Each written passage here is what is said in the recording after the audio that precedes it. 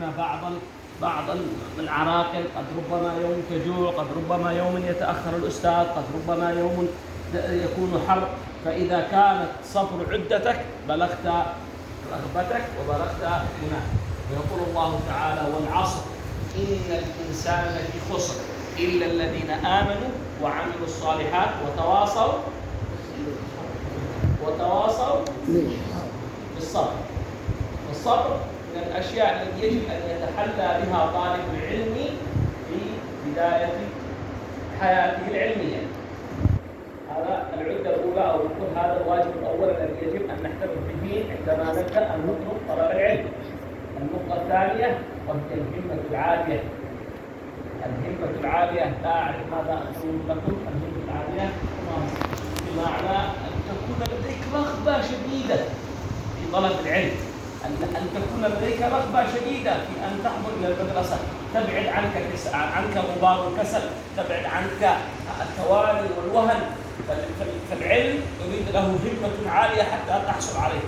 وقد مدح العلماء كثيرا هذه الصفة، صفة الهمة العالية.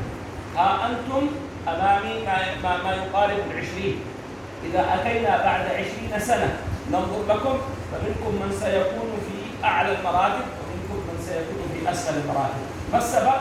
أن منكم من تحلى بالصبر والهمة، ومنكم من ضعفت همته وقل صبره فرجع يعيش كما يعيش عوام الناس، لا هم له ولا هدف ولا غاية.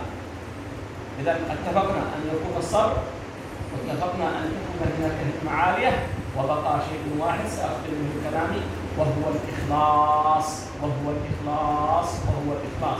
بمعنى النية الخالصة لوجه الله. أنت تطلب العلم، أنت تحفظ القرآن لمن؟ من أجل مال أم من أجل وظيفة؟ ستجدها. أم لوجه الله، وستجد البركة في حياتك وستجد الخير. والحديث المشهور: إنما الأعمال بالنيات. فإذا كانت نيتك للدنيا ستأتيك شيء الدنيا، لكن سيكون قلبك غير عامر بالسعادة.